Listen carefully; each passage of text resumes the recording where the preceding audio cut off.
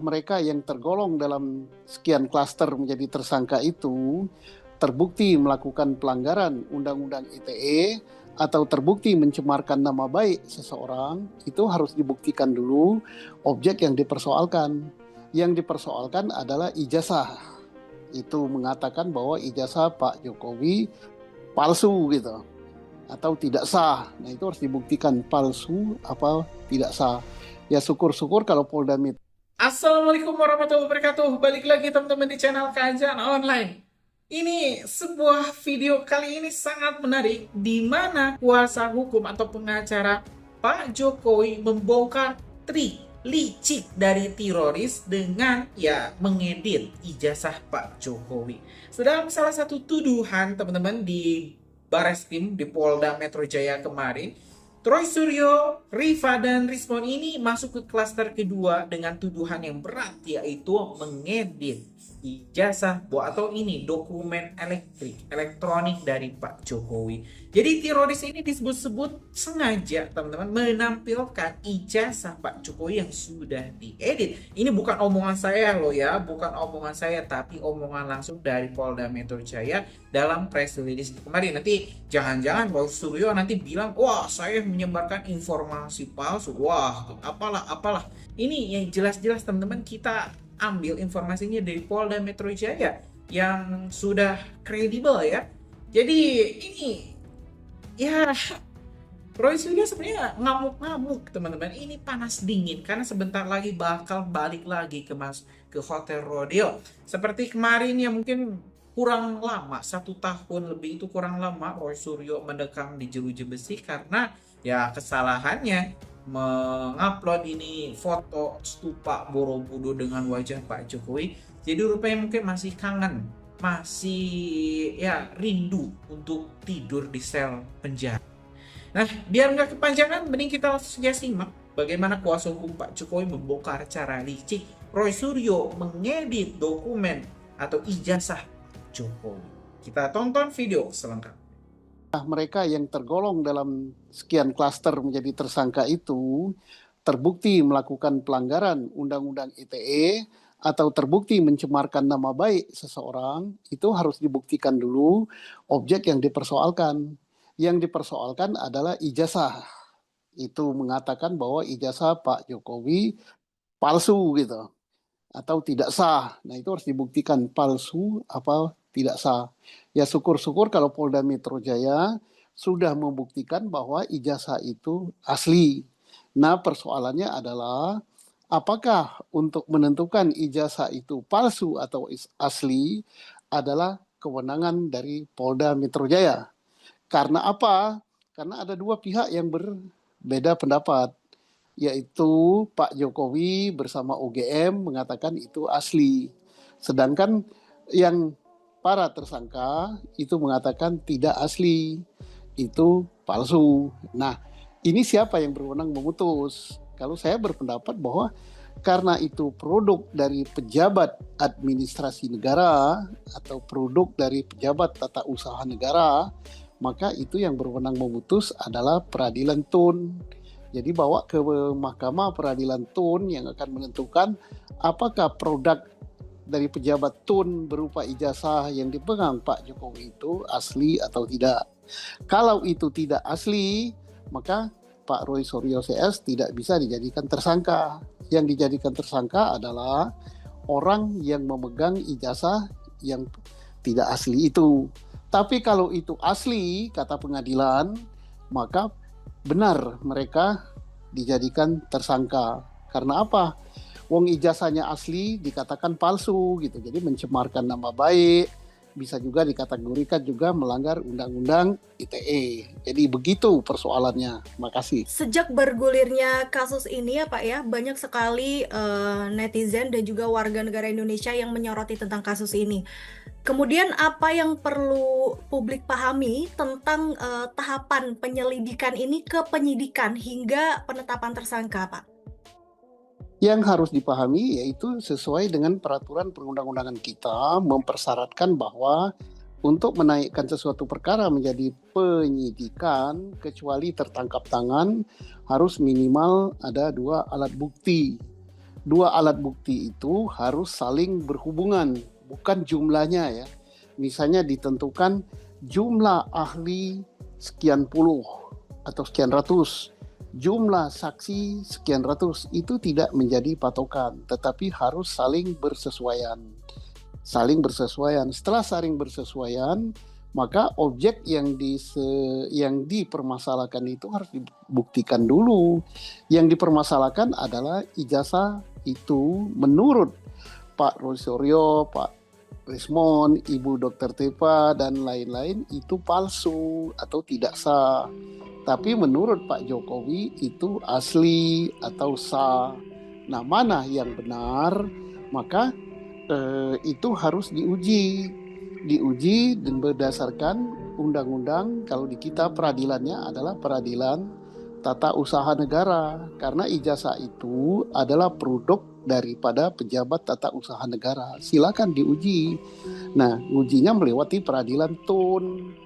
Nah, kalau sudah tercukupi bahwa betul ijazah itu palsu atau betul ijazah itu asli, maka kesimpulannya kalau palsu, maka Pak Roysuryo CS tidak bisa jadi tersangka. Kalau terbukti ijazah itu asli, maka Pak Roysuryo CS ya jadi tersangka karena mengatakan sesuatu yang tidak benar gitu, apalagi sampai dipublikasi lewat media sosial dan sebagainya. Maaf, saya menyatakan apa yang menurut saya, menurut pandangan hukum ya. Saya sama sekali tidak memihak pada Pak Jokowi, sama sekali tidak memihak kepada Pak Roysuryo ya. Nah, itu yang saya pahami ya. Tapi nggak tahu kalau Polda Metro Jaya mempunyai pemahaman lain atau mempunyai alat bukti lain yang saya tidak tahu gitu. Maaf, saya ini orang kampung gitu. Tidak begitu paham ya, karena saya tidak lagi menjadi bagian dari penyidik begitu. Nah, masih berkaitan dengan seperti yang Pak Susno ini sudah jelaskan, update terbarunya ini dari Kapolda Metro Jaya, Pak Irjen Pol Asep Edi ini mengatakan penyidik menyimpulkan bahwa para tersangka telah menyebarkan tuduhan palsu, Pak, dan melakukan edit serta manipulasi digital terhadap dokumen ijazah Jokowi dengan metode analisis yang tidak ilmiah dan meresahkan publik. Nah, Roysuryo ini masuk klaster tersangka bersama Dr. Tifa dan juga Rismond Syanipar, dan mereka dijerat dengan pasal berlapis. Nah, dalam praktik penyelidikan, dalam praktik penyidikan, apa alasan biasanya penyidik ini menggunakan pasal berlapis, Pak? Saya kira tidak perlu pasal berlapis ya. Permasalahannya adalah satu, menyebarkan berita bohong atau kabar bohong, kabar palsu. Kedua, undang-undang ITE. Kabar bohong, kabar palsu itu kan adalah tentang mencemarkan nama baik Pak Jokowi. Tapi untuk dikatakan mencemarkan nama baik itu harus dibuktikan dulu bahwa apa yang disampaikan oleh para tersangka ini bohong, tidak benar. Misalnya ijazah itu betul-betul asli, tapi dikatakan palsu. Nah, persoalannya sekarang, tadi saya katakan, apakah ijazah itu asli atau sah, atau palsu, atau tidak sah? Itu dulu yang dimasalahkan. Nah, tapi kalau Polda Metro sudah membuktikan bahwa ijazah itu adalah asli dan ijazah itu adalah sah, maka ya terpaksa ya, bukan terpaksa ya, memang seharusnya jadi tersangka. Nah, persoalannya di mana Polda Metro membuktikan itu? Karena yang berwenang membuktikan bahwa produk dari pejabat tata usaha negara itu sah atau asli, kemudian tidak sah atau palsu adalah peradilan tata usaha negara. Indonesia sudah punya peradilan banyak sekali loh. Ada Mahkamah Konstitusi untuk membuktikan pelanggaran suatu undang-undang terhadap konstitusi. Kita punya peradilan agama untuk membuktikan. Kita punya peradilan militer. Kita punya Mahkamah Pelayaran. Kita punya peradilan umum. Kita punya peradilan TUN gitu ya. Udah buktikan saja di TUN supaya tidak terjadi kegaduhan atau debatable gitu kan. Karena gini kan debatable. Katanya Pak Roysuryo itu palsu. Katanya Pak Jokowi dengan segala pendukungnya dan termasuk UGM menyatakan itu asli. Nah, jadi kita tidak bisa berpegang kepada UGM bahwa UGM mengatakan itu asli. Kenapa tidak bisa berpegang pada itu? Karena UGM yang dipersoalkan oleh Pak Roy Suryo CS gitu. Nah, tidak bisa UGM menghakimi dirinya sendiri mengatakan itu asli, dan tidak bisa juga aparat penyidik mengatakan yang itu salah, yang ini yang benar. Oke, tentang pasal berlapis, ngapa saya katakan tidak perlu berlapis? Soalnya kalau berlapis seolah-olah ya kesan orang itu mencari kesalahan dan orang ini harus terjaring gitu kan, berarti kurang yakin dengan pasal ini, pokoknya harus terjaring, jadi kesannya di pabrik kan nggak bagus. Kalau memang sudah terjaring misalnya dengan pencemaran nama baik, dengan pelanggaran ITE, ya sudah itu saja, dua itu saja, nggak usah diyuntokan ini, yuntokan ini, yuntokan ini. Nah itulah orang menimbulkan kesannya seolah-olah itu kriminalisasi. Ya ngapain banyak-banyak? Kalau satu atau dua pasal sudah cukup, ya demikian yakin ya cukup. Nah kalau misalnya banyak sekali dibuat lapisan-lapisan, sehingga publik beranggapan wah ini pasal pokoknya harus terjaring gitu kan. Berarti Oke. menurut Pak Susno ada keraguan ataupun keterpaksaan ya untuk memberikan jeratan pasal berlapis ini, Pak. Bukan menurut saya, tapi saya katakan tidak perlu berlapis-lapis. Kalau satu pasal cukup, ngapain harus 10 atau 12 pasal gitu kan. Memang harus berjalan sebagaimana mestinya, dan ini dampak dari telah ditingkatkannya dari penyidikan menjadi penyidikan. Karena bagaimanapun memang tugas penyidikan itu adalah dua, ya menurut undang-undang. Pertama, penyidik menentukan tersangkanya, kedua mengumpulkan barang bukti, setelah ini lengkap dilimpahkan ke penuntut umum. Demikian, Mbak. Oke, apakah keputusan Polda Metro Jaya ini sesuai dengan harapan pihak Pak Jokowi sejak awal laporan dibuat atau bagaimana? Oke, sejak awal Pak Jokowi sendiri pada saat menggunakan hak hukumnya untuk melaporkan peristiwa pidana ini ke kepolisian, ya tidak lain tujuannya hanya dua, yaitu pertama, ingin soal keaslian ijazah ini diuji secara hukum, di mana juga publik bisa mengikuti proses hukumnya, ya. Yang kedua, beliau ingin nama baiknya dipulihkan karena beliau sendiri meyakini ijazahnya asli, karena selama ini beliau sendiri yang menjalani perkuliahan dan menerima langsung ijazah tersebut dari UGM.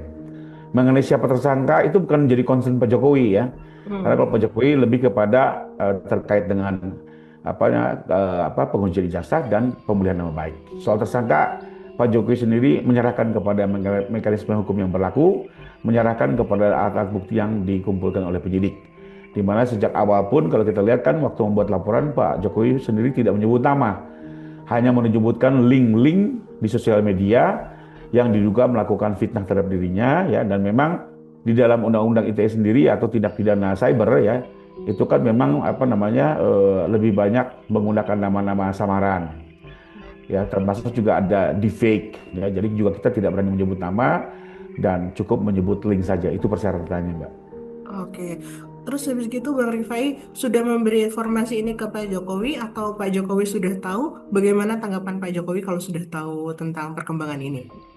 Oke, jadi sebenarnya kami sejak 7 Oktober sudah menerima SP2HP ya, jadi surat pemberitahuan perkembangan hasil penyidikan ya, di mana di situ penyidik akan melaporkan kepada pelapor apa-apa saja yang sudah dilakukan, alat bukti mana saja yang sudah diperoleh, dan rencana tindak lanjut ya. Di dalam SP2HP tertanggal 7 Oktober tersebut sebenarnya kami sudah mengetahui Polda akan melanjutkan pemeriksaan ahli, termasuk juga melakukan gelar perkara untuk menetapkan tersangka. Jadi sudah diinformasikan di awal Oktober. Sekalipun tadinya kami menduga ini di akhir Oktober, ternyata mundur baru pertengahan November. Tapi ya kami memahami lah tugas penyidik pun cukup banyak ya. Jadi memang harus melayani semua kepentingan masyarakat. Terus ada tanggapan dari Pak Jokowinya sendiri tuh kayak gimana tuh Pak Rifai? Bang Rifai? Oke. Kebetulan ini kan infonya baru kami terima beberapa jam, sehingga sekalipun kami juga sudah menginfokan melalui ajudan dan juga tentunya ini kan sudah diliput media. Saya juga pikir Pak Jokowi sudah mengetahui, tapi karena kami sendiri belum sempat ketemu, ya baru hitungan jam, jadi kami belum bisa mendapatkan info langsung dari beliau. Tanggapannya seperti apa? Oh, Setelah adanya penetapan tersangka, apakah tim hukum Pak Jokowi akan mengambil langkah lanjutan atau menunggu proses hukum yang berjalan?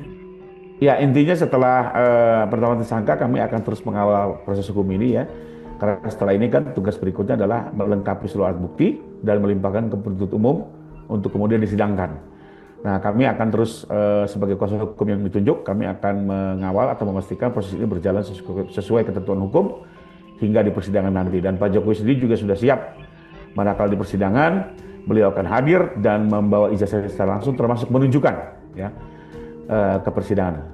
Sorry, ijazah ini sebenarnya bukan dibawa, jadi sudah disita oleh penyidik, kan nanti juga akan dihadirkan ke persidangan, tapi Pak Jokowi juga akan dengan izin hakim nanti akan menunjukkan ini di persidangan nanti. Oh gitu. Dalam perkara ini tersangka kan dibagi jadi dua klaster. Klaster pertama yaitu ada Egy Sujana, Kurniatri, ada Damai Harilubis, Rustam Effendi, dan Muhammad Rizal Fadila. Sedangkan klaster kedua yakni ada Roy Suryo, Rismon Hasiholan, Sianipar, dan Dr. Tifa. Menurut Bang Rifai, apakah pembagian dua klaster oleh polisi ini sudah proporsional dan berbasis kuat? Ya, menurut saya cukup proporsional ya, karena memang ini kan ada dua bentuk perbuatan yang memang kalau dikelompokkan terjadi menjadi dua kelompok. Ya. Satu yang lebih kepada diduga melakukan fitnah dengan seolah-olah mendasarkan kepada hasil penelitiannya. Dan ini ada 3 orang yang lebih kurang dasarnya seperti itu kan gitu ya. Sementara yang 5 orang lain ini kelompok orang yang melakukan fitnah secara lisan ya di berbagai sosial media sekalipun basisnya tidak menggunakan hasil penelitian. Jadi ini kan 2 kelompok yang memang concernnya akan berbeda ya. Kami juga tahu Polda sudah memeriksa cukup banyak saksi ahli ya, pakar-pakar di bidangnya yang tentunya juga ini akan nanti lebih difokuskan untuk mengimbangi atau menjadi dasar persangkaan yang kelompok hasil penelitian. Demikian. Oke. Nah, Bang Rifai, Pak Roy Suryo sendiri tuh sudah memberi tanggapan soal status tersangkanya. Tanggapan Pak Rifai bagaimana nih? Soalnya Pak Roy Suryo juga bilangnya juga sikap saya ya cuman senyum aja gitu. Ya, memang pada intinya status tersangka itu kan juga belum membuktikan apa-apa ya Mbak ya. Kita di negara hukum tetap harus menghormati asas praduga tidak bersalah. Ya. Cuma sekarang ini kan lebih fokus bahwa yang akan dimintai pertanggungjawaban hukum adalah orang-orang yang sudah berstatus sebagai tersangka. Ini pun juga tidak harus serta-merta pasti sidang, karena nanti setelah ini pun mereka tentunya juga akan menyampaikan pembelaan-pembelaannya dalam penyidikan. Nah, nanti ini akan dikaji kembali ya oleh penyidik maupun ahli-ahli yang kompeten di bidangnya, termasuk juga nanti juga akan diperiksa oleh pihak kejaksaan apakah ini berkas layak untuk dilanjutkan persidangan, dalam arti jaksa tetap dalam keyakinannya untuk mampu menyidangkan ini. Kalau itu maka dia lanjut ya. Tapi ada juga satu kasus misalnya ya setelah dilakukan pembelaan oleh Pak tersangka, karena saya juga kan sering ya mendampingi tersangka. Lalu akhirnya penyidik berkesimpulan wah ini sepertinya belum layak untuk lanjut. Jadi memang menurut saya terlalu pagi lah ya kita sudah langsung seolah-olah memberikan predikat bersalah ya, karena ini masih statusnya tersangka. Kita hormati proses hukum ya, dan juga masih bergulir, masih butuh waktu ya. Tapi kalau nanti kembali lagi kuncinya dari pihak jaksa, kalau jaksa merasa cukup ya dengan pembelaan-pembelaan yang nanti disampaikan tersangka pun misalnya tetap confident untuk mengajukan ke persidangan, maka berkas ini tentunya akan dilimpahkan, dinyatakan P21 dan kemudian dipersidangkan. Nah, kalau gitu sudah ada komunikasi dengan pihak-pihak yang kini ditetapkan sebagai tersangka atau belum, Bang Nirwai? Oke, jadi selama ini memang komunikasi kami dengan para terlapor ini kan lebih pada saat ketemu di media ya. Di luar itu kami nggak ada komunikasi. Nah, di sisi lain juga memang kami ada komunikasi mungkin dengan para penasihat hukumnya. Karena kebetulan sama mereka sejawat ya. Jadi lebih seperti itu dan belum fokus ya membahas perkara ini akan seperti apa ke depannya. Oke. Nah, jika nanti ya Bang, ini hanya jika ada pihak yang meminta maaf atau menunjukkan itikat baik, apakah Pak Jokowi memberi ruang untuk memaafkan atau mencabut laporan? Ya memang gini, waktu awal dulu kami membuat LP, awal sekali membuat LP, tidak lama beliau memberi kuasa, beliau sendiri sempat bertanya kepada tim, apakah misalnya suatu saat para terlapor ini misalnya meminta maaf, apakah bisa dicabut. Nah, waktu itu saya memberikan sebuah kajian hukum bahwa memang karena ini beberapa delik aduan, maka bisa dengan dicabut oleh si pihak pengadu. Kalaupun memang ada delik-delik umum, karena ini juga ada undang-undang ITE-nya ya. Tapi kan sekarang juga dikenal adanya RJ, Restoratif Justice. Artinya kemungkinan untuk bermusyawarah bernama itu masih tetap ada. Nah, tapi memang waktu itu hanya sebatas pada saat kita diskusikan pada saat membuat LP. Artinya beliau juga melihat angle itu, bahwa apakah hari ini beliau masih membuka, saya belum berkomunikasi lebih lanjut dengan beliau karena ini pembicaraan dulu, tapi beliau pernah menanyakan itu ke saya. Sementara untuk saat ini ya kami lebih kepada mengawal proses hukum. Nanti kalau memang ada perkembangan seperti apa ya tentunya saya sebagai penasihat hukum wajib melaporkan kepada Pak Jokowi. Oke. Setelah 8 orang ditetapkan sebagai tersangka, apakah masih ada kemungkinan tersangka baru atau tim hukum menganggap penyidikan sudah cukup dan bisa segera ke tahap berikutnya, Bang? Ya, kembali lagi apakah bisa tersangka baru atau tidak secara umum ya bisa saja dikembangkan ya, bahwa penyidikan sepanjang belum selesai tentu penyidik masih memiliki kewenangan ya untuk misalnya mengembangkan dan segala macamnya. Tapi kalau kembali lagi, kalau bagi kami dan Pak Jokowi, kami lagi-lagi kami tidak concern dengan jumlah tersangka ya. Yang penting kalau bagi kami adalah satu, soal keaslian ijazah bisa diuji oleh hukum dan publik ya, dan kedua terkait nama baik Pak Jokowi bisa dipulihkan kembali, karena bagaimanapun loh Mbak, ini tuduhan ini kan sudah berlangsung hampir berapa tahun ya, hampir tiap hari dicemarkan, dihina nama beliau ini ya. Saya pribadi juga sebenarnya miris ya, kita ini lebih orang Amerika dari orang Amerika kesannya gitu ya, menggunakan demokrasi dengan tidak melihat peradaban bangsa ya, bahwa kita ini kan bangsa yang sebenarnya berbeda, terlepas kita komit dengan demokrasi, tapi kalau tiap hari orang dicemarkan juga miris. Saya secara pribadi miris melihatnya gitu. Oke. Jika pengadilan nanti memutuskan ada unsur pidana, apakah Pak Jokowi ingin kasus ini jadi pelajaran hukum bagi publik luas atau cukup berhenti pada pemulihan nama baik pribadi? Ya, ini pernah kami diskusikan. Jadi pertama, selain tujuan upaya hukum tersebut, ya sebenarnya juga ada satu spektrum lain yang kita lihat, bahwa pertama menjadi satu pembelajaran bagi seluruh masyarakat ya, bahwa pertama gunakanlah upaya hukum secara natural ya, tanpa menggunakan intervensi kekuasaan ya. Kenapa Pak Jokowi ini juga baru laporkan setelah beliau turun? Ya itulah yang beliau hindari. Beliau ingin proses hukum berjalan dengan normal ya, tidak boleh ada intervensi. Bayangkan kalau dulu dilaporkannya saat beliau jadi presiden ya, sekalipun dulu Pak SBY pernah melakukannya juga gitu ya, tapi beliau menghindari itu. Biarlah hukum berjalan ya. Bahkan ini aja kan boleh dibilang selama ini masyarakat komplain, kok lama sekali. Beliau bilang, sudah Pak Rif, hati-hati, profesional, apalagi pada saat penetapan tersangka, jangan sampai orang yang tidak perlu bertanggung jawab malah terseret, sebaliknya orang yang bersalah malah terlepas. Biarkan penyidik bekerja secara independen. Ini menurut saya sebuah nilai yang menurut saya perlu masyarakat ketahui ya, bahwa beliau ingin sebenarnya proses hukum ini berjalan normal tanpa ada intervensi dari manapun. Nah yang kedua mungkin yang menjadi poin pembelajaran adalah bahwa di era kebebasan demokrasi, di era kemajuan digital informasi ini juga kita tidak bisa membuat hoax ini mengacaukan bangsa yang sangat majemuk ya. Seperti di banyak negara ini menjadi masalah loh gara-gara berita hoax ini ya, karena dia kan beritanya tersebar secepat mungkin dan seluas mungkin. Ya di Prancis dulu kan pernah istrinya presiden dituduh laki-laki sampai sempat jadi gonjangan politik di sana ya.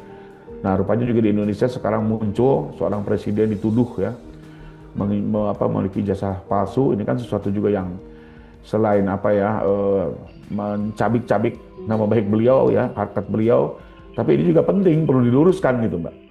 Karena kalau ini nggak dijaga akan keluar terus hoax yang akan memecah belah bangsa gitu.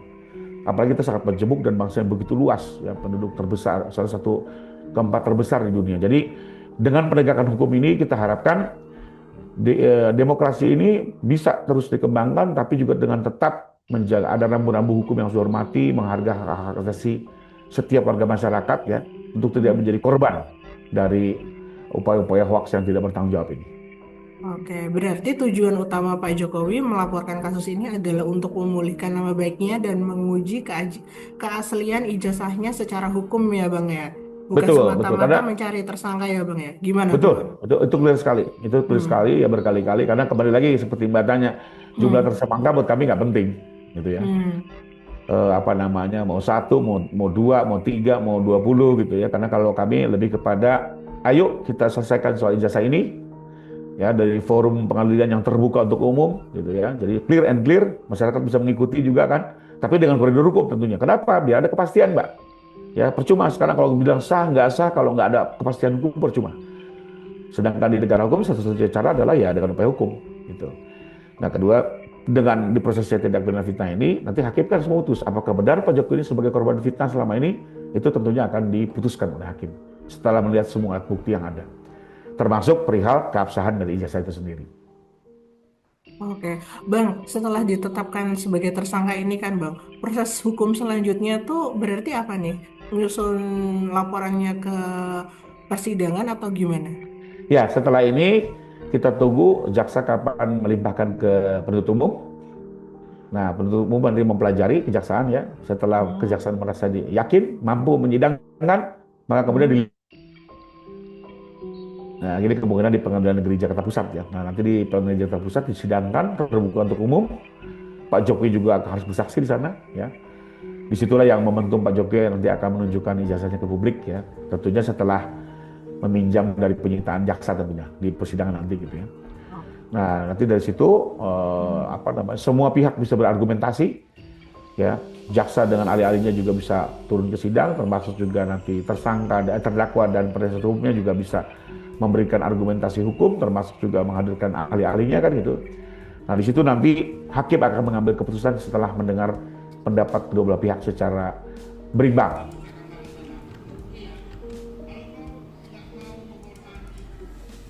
Ya teman-teman, barusan kita sudah menengok secara lengkap momen ketika ya Roy Tifa Rismon ini gemetar ketakutan meminta pertolongan Pak Prabowo, bahkan mengemis-ngemis abolisi dan juga amnesti. Saya rasa Pak Prabowo tidak akan semudah itu memberikan amnesti dan juga abolisi. Kalau misalnya Pak Prabowo memberikan amnesti dan juga abolisi kepada teroris, ini para pendukung Pak Prabowo 58% rakyat Indonesia saya jamin bakal balik badan, bakal kecewa berat. Karena ya Pak Prabowo malah membantu orang yang menghina pemimpin Indonesia. Dan alhamdulillah teman-teman, dalam pidato Pak Prabowo kemarin ini sudah mempertegas bahwa lampu hijau sudah diberikan oleh pemerintah untuk menegak teroris yang walaupun punya backing teman-teman orang-orang kuat di belakangnya, ya Pak Prabowo tak gentar. Pak Prabowo mending bertindak saat ini daripada nanti Pak Prabowo yang juga mengalami hal serupa yang dialami oleh Pak Jokowi. Karena targetnya teman-teman bukan hanya Pak Jokowi, bukan hanya wakil presiden, tapi juga Pak Prabowo sendiri. Pak Prabowo jangan sampai lengah. Kalau misalnya lengah sedikit saja terbuai oleh kata-kata manis teroris CS, ya saya rasa Pak Prabowo nanti bakal jadi Jokowi kedua yang juga dihinakan, direndahkan oleh para teroris ini. Nah, gimana menurut kalian, punya pendapat lain? Tulis di kolom komentar, kita bakal diskusikan teman-teman. Terima kasih. Assalamualaikum warahmatullahi wabarakatuh.